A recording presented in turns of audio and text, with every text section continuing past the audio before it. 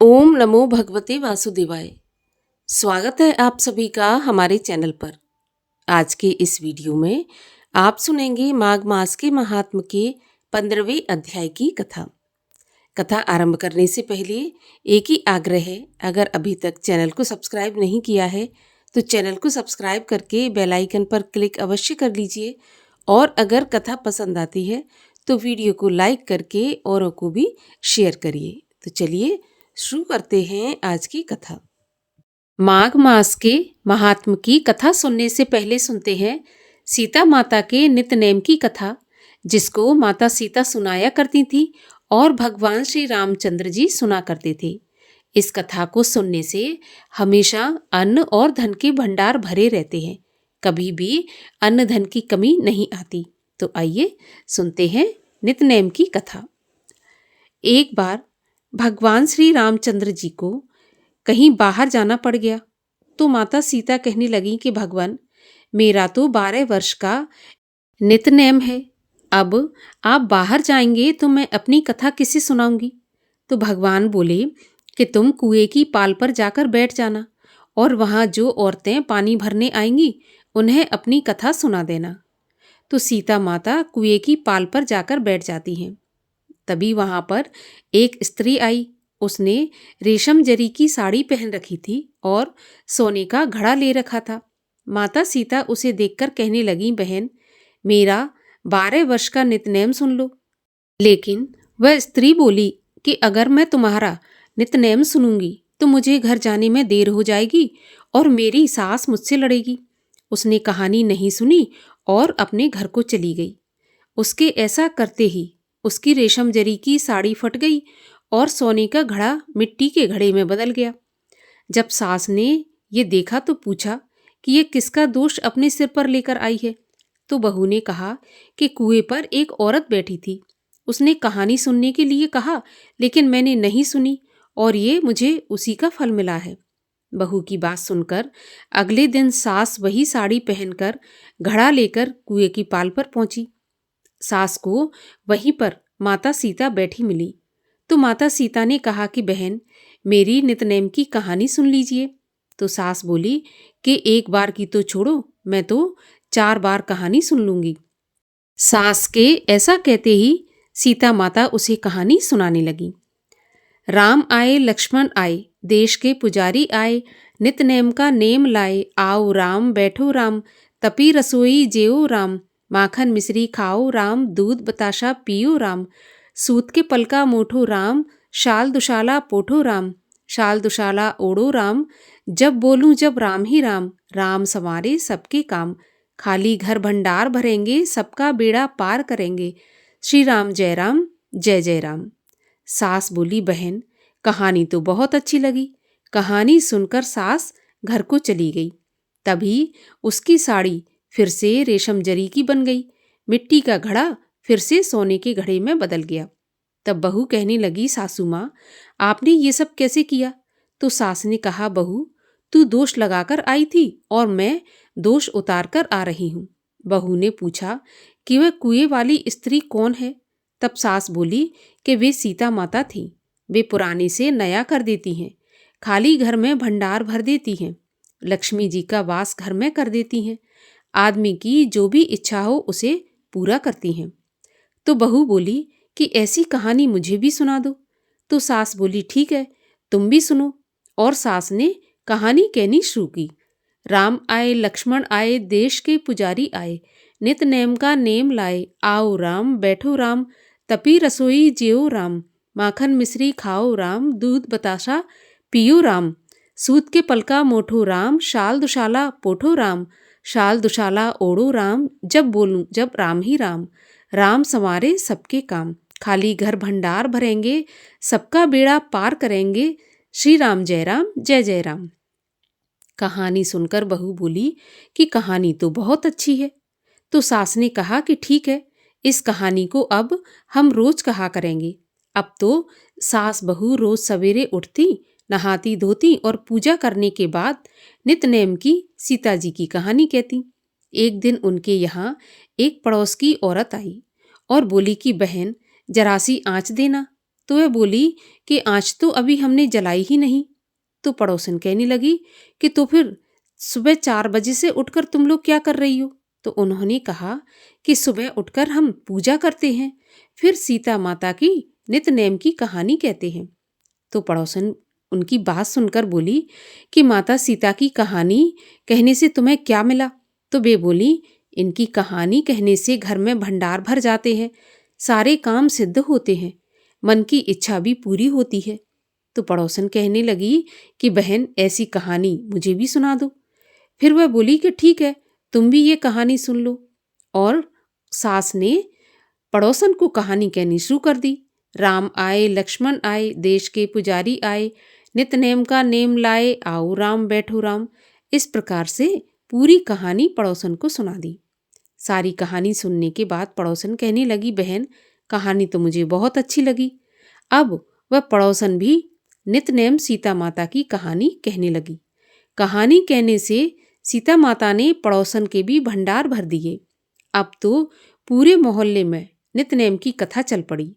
हर किसी की मनोकामना पूरी होने लगी। हे सीता माता, जैसे आपने उनके भंडार भरे, वैसे ही आप हमारे भी भंडार भरना। जो ये कहानी कहे या सुने, उनके भी भंडार हमेशा भरे रखना। बोलिए सीता माता की जय। और अब सुनिए माघ मास के महात्म के 15वें अध्याय की कथा, जिसमें प्रयागराज की महिमा का वर्णन किया गया है। दत्तात्रेय जी बोले, राजन, प्रजापति ब्रह्मा जी ने बड़े बड़े पापों को मिटाने के लिए एवं प्रजा के हित के लिए प्रयागराज तीर्थ की रचना की थी। श्वेत वर्ण अर्थात गंगा जी तथा श्याम वर्ण यमुना जी की धारा के जल की और इस स्नान की बड़ाई भली प्रकार सुनो। ब्रह्मा जी ने पाप रूपी पशुओं को नष्ट करने के लिए ही गंगा जमुना के बीच पवित्र संगम के गर्भ में ही सरस्वती जी को स्थापित किया है, जो माघ मास के मकर के सूर्य में स्नान करने वाले को ब्रह्मलोक के रास्ते से सीधे स्वर्ग को जाने का मार्ग है। इस प्रकार इसके गुप्त संगम पर ब्रह्मलोक की रचना की है, जिससे महापापी भी जो माघ मास में गंगा यमुना के संगम में मकर के सूर्य में स्नान करता है, वह फिर गर्भ में नहीं आता। विष्णु भगवान की इस बड़ी दुर्गम माया को ब्रह्मादिक देवता भी नहीं जानते। हे राजन, जो माघ महीना में प्रयाग तीर्थ में सब पापों को नष्ट करती है और दैदीप्यमान लोकों में अनेक भोगों को भोगकर मनुष्य परम ब्रह्म में लीन होता है, उसके पुण्य की गिनती चित्रगुप्त भी अच्छी तरह से नहीं जानते। 100 वर्ष तक निराहार रहकर जो फल प्राप्त होता है, वह फल माघ मास में 3 दिन स्नान करने से प्राप्त होता है। जो फल सूर्य ग्रहण में कुरुक्षेत्र में सहस्त्र भार सोना दान करने से एवं सैकड़ों अश्वमेध और हजारों राजसूय यज्ञ करने से प्राप्त होता है, वह माघ महीने में गंगा यमुना के संगम में त्रिवेणी में प्रतिदिन स्नान करने से अवश्य प्राप्त होता है। पृथ्वी पर जितने तीर्थ और सप्तपुरी है, हे राजन, वे सब माघ मास में त्रिवेणी में स्नान करने के लिए आते हैं। सब तीर्थों का वर्ण पापियों के संसर्ग दोष से श्याम वर्ण हो जाता है। पश्चात माघ मास में त्रिवेणी स्नान करने से वे सब श्वेत वर्ण अर्थात पवित्र हो जाते हैं। हे राजन, वाणी, मन तथा शरीर से कल्प भर के जन्मों के एकत्र किए हुए मनुष्यों के समस्त पाप गंगा यमुना के संगम में माघ महीने में 3 दिन स्नान करने से नष्ट हो जाते हैं। जैसे सर्प अपनी पुरानी केचुली छोड़ता है, उसी तरह मनुष्य पापों को छोड़कर स्वर्ग में जाता है। गंगा जी में चाहे जहाँ स्नान किया जाए, वह सब कुरुक्षेत्र के समान पुण्य फलदाता है।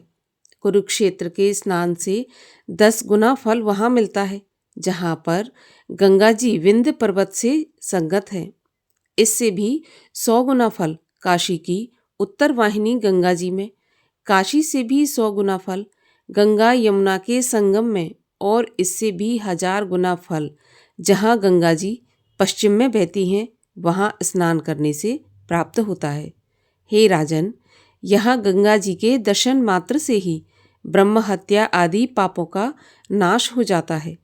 पश्चिम में बहने वाली गंगा जी और यमुना जी नदी के दुर्लभ संगम में माघ महीने में स्नान करने से कल्प भर तक के किए हुए पाप नष्ट होते हैं। अतः भूमि पर त्रिवेणी को ही अमृत कहते हैं। माघ महीने में मुहूर्त मात्र की प्राप्ति देवताओं को भी दुर्लभ है। ब्रह्मा, विष्णु, महादेव, रुद्र, आदित्य, मरुदगण, गंधर्व, लोकपाल, यक्ष, किन्नर, सर्प और अणिमादि गणों सहित सिद्धगण एवं अन्य तत्ववादी जन ब्रह्माणी, पार्वती, लक्ष्मी, इंद्राणी, हिमालय की पत्नी मैना, दिति और अदिति, संपूर्ण देव पत्नियां व नाग पत्नियां घृताची, मेनका, रंभा, उर्वशी, तिलोत्तमा आदि अप्सरागण और सब पितृगण त्रिवेणी में स्नान करने आते हैं। हे राजन, कलयुग में छुपे रूप से और सतयुग में प्रत्यक्ष रूप से संपूर्ण देवता त्रिवेणी में माघ स्नान करने के लिए आते हैं। माघ महीने में 3 दिन स्नान करने का पुण्य पूर्व काल में कंचन मालिनी ने एक राक्षस को दिया था, जिसके प्रभाव से वह भी पाप मुक्त हो गया था।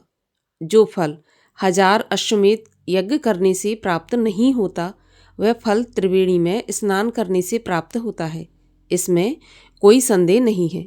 जो मनुष्य इस महात्म को भक्तिपूर्वक सुनता है, वह विष्णु लोक को प्राप्त करता है। यहाँ पर 15वें अध्याय का समापन होता है। आगे की कथा आप सुनेंगे कल के वीडियो में। एक समय की बात है, सुशील नाम के एक ब्राह्मण थे। उनके 2 पुत्र थे। बड़े का नाम था सुव्रत और छोटे का नाम था वृत। दोनों युवा थे और दोनों गुण संपन्न थे। कई विद्याओं में विशारद थे। घूमते घामते दोनों एक दिन प्रयागराज पहुंचे। उस दिन कृष्ण जन्माष्टमी थी, इसलिए श्री वेणी माधव जी के मंदिर में महान उत्सव था। महोत्सव देखने के लिए वे दोनों भी निकले।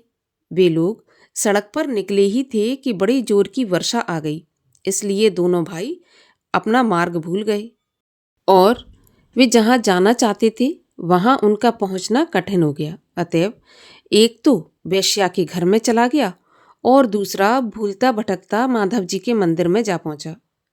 अब जो वेश्या के घर में सुव्रत था, वो ये चाहता था कि वृत्त भी उसके साथ आकर वेश्या के यहाँ पर रहे, लेकिन वृत्त ने इसे स्वीकार नहीं किया और मना कर दिया और वह माधव जी के मंदिर में ही रहा। पर माधव जी के मंदिर में पहुंचने पर उसके संस्कार बदले और वह पछताने लगा। वह मंदिर में रहते हुए भी सुव्रत और वेश्या के ध्यान में डूब गया। वहां भगवान की पूजा हो रही थी और वृत्त भी सामने खड़ा पूजा देख रहा था, पर वह वेश्या के ध्यान में ऐसा तल्लीन हो गया था कि वहाँ की पूजा, कथा, नमस्कार, स्तुति, पुष्पांजलि, गीत, नृत्य आदि को देखते सुनते हुए भी देख नहीं रहा था और ना सुन रहा था। वह तो बिल्कुल चित्र के समान वहाँ निर्जीव सा खड़ा था। इधर वेश्यालय में गए सुव्रत की दशा विचित्र थी। वह पश्चाताप की अग्नि में जल रहा था और वह सोचने लगा, अरे आज भैया व्रत के हजारों जन्मों के पुण्य उदय हुए हैं कि वह जन्माष्टमी के दिन रात्रि में प्रयाग में भगवान माधव का दर्शन कर रहा है। इस समय वह प्रभु को अर्घ्य दे रहा होगा। अब वह पूजा आरती का दर्शन कर रहा होगा।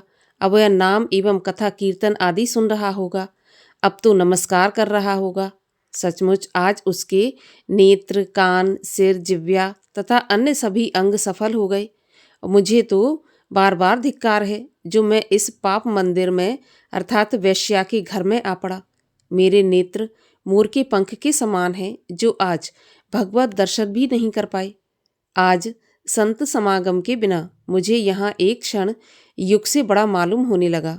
देखो तो मुझ दुरात्मा के आज कितने जन्मों के पाप उदित हुए हैं कि प्रयाग जैसी मोक्षपुरी में आकर भी मैं घोर दुष्ट संग में फंस गया हूँ। इस तरह सोचते हुए दोनों की रात बीत गई। सुव्रत मंदिर के बारे में सोचता रहा और वृत्त वेश्या के बारे में सोचता रहा। प्रातःकाल उठकर वे दोनों आपस में मिले। वे अभी सामने आए ही थे कि वज्रपात हुआ और दोनों की उसी क्षण मृत्यु हो गई। तत्काल वहां 3 यमदूत और 2 भगवान विष्णु के दूत आकर उपस्थित हुए। यमदूतों ने वृत्त को पकड़ा तो विष्णु दूतों ने सुवृत्त को साथ ले लिया। जैसे ही वे लोग चलने के लिए तैयार हुए, वैसे ही सुवृत्त घबराया सा बोल उठा, अरे आप लोग ये कैसा अन्याय कर रहे हैं? कल के पहले तो हम दोनों समान थे, पर आज की रात मैं वेश्यालय में रहा हूँ और ये वृत्त मेरा छोटा भाई माधव जी के मंदिर में रहकर परम पुण्य अर्जन कर चुका है। अतएव भगवान के परम धाम में तो यही जाने का अधिकारी है। अब भगवान के दोनों पार्षद ठहाका मारकर हंस पड़े। वे बोले, हम लोग भूल या अन्याय नहीं करते। देखो, धर्म का रहस्य बड़ा ही सूक्ष्म तथा विचित्र है। सभी धर्म कर्मों में मन शुद्धि ही मूल कारण है। मन से किया गया पाप दुखद होता है और मन से किया गया धर्म सुखद होता है। आज तुम रात भर शुभ चिंतन में लगे रहे हो। तुम रात भर मंदिर के बारे में सोचते रहे हो। तुम्हें भगवत धाम की प्राप्ति हुई है। इसके विपरीत ये आज की सारी रात अशुभ चिंतन में रहा। ये वेश्या के बारे में ही सोचता रहा और इसलिए ये नरक जा रहा है। इसलिए सदा धर्म का ही चिंतन और मन लगाकर धर्म अनुष्ठान करना चाहिए। जहाँ मन है वहीं मनुष्य है। मन वैश्यालय में है तो मंदिर में रहकर भी मनुष्य वैश्यालय में है, और मन भगवान में है तो वह चाहे जहाँ कहीं भी हो भगवान में ही है। सुब्रत बोला, जो कुछ भी हो, लेकिन इस भाई के बिना मेरी भगवत धाम में जाने की इच्छा नहीं होती। अतः आप लोग कृपा करके इसे भी यमपाश से मुक्त कर दें। विष्णु दूत बोले, सुब्रत, यदि तुम्हें उस पर दया है तो तुम अपने पूर्व जन्म के मानसिक माघ स्नान का संकल्पित जो पुण्य बच रहा है उसे वृत्त को दे दो, तो यह भी तुम्हारे साथ ही विष्णु लोक को चल सकेगा। सुब्रत ने तत्काल उसको माघ स्नान का फल दे दिया और उसके फलस्वरूप वृत्त भी अपने भाई के साथ हरिधाम को चला गया। और अब सुनिए श्री कृष्ण चालीसा। वंशी शोभित कर मधुर, नील जलद तन श्याम, अरुण अधर जनु बिंब फल, नयन कमल अभिराम, पूर्ण इंद्र अरविंद मुख, पीतांबर शुभ साज, जय मन मोहन मदन छवि, कृष्ण चंद्र महाराज।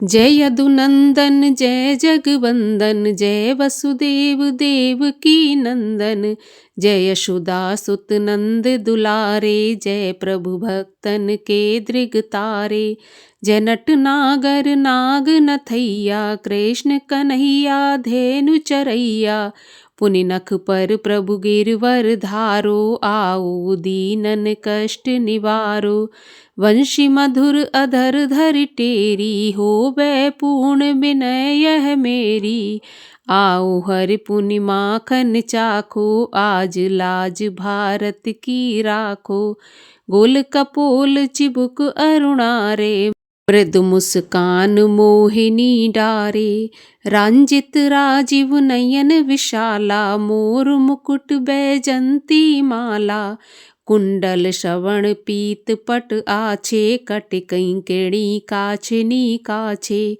नील जलज सुंदर तन सोहे, छबिलक सुर नर मुनि मन मोहे, मस्तक तिलक अलक घुंघराले, आओ कृष्ण बांसुरी वाले, कर पय पान पूत नहीं तार्यो, अका बका कागा सुर मार्यो, मधुवन जलत अगन तब ज्वाला, भय शीतल लख तहि नंद लाला, सुरपति जब ब्रज चढ़ो रिसाई, मूसर धार वार वर्षाई, लगत लगत ब्रज चहन बहायो, गोवर्धन नख धार बचायो, लख यशुदा मन भ्रम अधिकाई, मुख मह 14 भुवन दिखायो, दुष्ट कंस अति उधम मचायो, कोटि कमल जब फूल मंगायो, नाथ काल यहीं तब तुम लीने, चरण चिन्ह दे निर्भय कीने। करि गोपिन संग रास बिलासा, सबकी पूरन करि अभिलाषा। केतिक महा असुर संघार्यो, कंसहि केस पकड़ दे मार्यो। मात पिता की बंदी छुड़ाई, उग्रसेन कह राज दिलाई। मही से मृतक छहों सुत लायो, मातु देव की शोक मिटायो। हो मासुर मुर दैत्य संगारी, लाए शत दस सहस कुमारी। दै भीमहि तृण चीर संगारा, जरा सिंधु राक्षस कह मारा। असुर बकासुर आदिक मार्यो, भक्तन के तब कष्ट निवार्यो। दीन सुदामा के दुख टार्यो, तंदुल 3 मूठ मुख डार्यो। प्रेम के साग विदुर घर मांगे, दुर्योधन के मेवा त्यागे। लखी प्रेम की महिमा भारी, ऐसे श्याम दीन हितकारी। मारथ के पारथ रथ हाके, लिए चक्र कर नहीं बल थाके। निज गीता के ज्ञान सुनाए, भक्तन हृदय सुधा वर्षाए। मीरा थी ऐसी मत वाली, विष पी गई बजा कर ताली। राणा भेजा सांप पिटारी, शालग्राम बने बनवारी। निज माया तुम विधि दिखायो, उरते संशय सकल मिटायो। तब शत निंदा करि तत्काला, जीवन मुक्त भयो शिशुपाला। जबहि द्रौपदी टेर लगाई, दीनानाथ लाज अब जाई। तुरतहि वसन बने नंदलाला, बड़े चीर भय और मुँह काला। अस अनाथ के नाथ कन्हैया, डूबत भंवर बचावत नैया। सुंदर दास आस उरधारी, दया दृष्टि की जय बनवारी। नाथ सकल मम कुमति निवारो, क्षमहु बेग अपराध हमारो। खोलो पट अब दर्शन दीजै, बोलो कृष्ण कन्हैया की जय। बोलो कृष्ण कन्हैया की जय। यह चालीसा कृष्ण का पाठ करे उरधार, अष्ट सिद्ध नव निध फल लहें पदारथ 4। ओम जय श्री कृष्ण हरे प्रभु, जय श्री कृष्ण हरे। भक्तन के दुख सारे, पल में दूर करे। ओम जय श्री कृष्ण हरे। परमानंद मुरारी, मोहन गिरधारी। जय रस रास बिहारी, जय जय गिरधारी। ओम जय श्री कृष्ण हरे। कर कंकन कटि सोहत, कानन में बाला। मोर मुकुट पीतांबर, सोहे बनमाला। ओम जय श्री कृष्ण हरे। दीन सुदामा तारे, दरिद्रों के दुख टारे। गज के फंद छुड़ाए, भवसागर तारे। ओम जय श्री कृष्ण हरे। रण्य कश्यप संघारे, नर हरि रूप धरे। पाहन ते प्रभु प्रगटे, जम के बीच परे। ओम जय श्री कृष्ण हरे। केशी कंस विदारे, नलकूबर तारे। दामोदर छवि सुंदर, भक्तन के प्यारे। ओम जय श्री कृष्ण हरे। काली नाग नथैया, नटवर छवि सोहे। फन फन नाचा करते, नागन मन मोहे। ओम जय श्री कृष्ण हरे। राज्य उग्र सेन पाए, माता शोक हरे। द्रुपद सुता पत राखी, करुणा लाज भरे। ओम जय श्री कृष्ण हरे। बोलिए श्री कृष्ण भगवान की जय।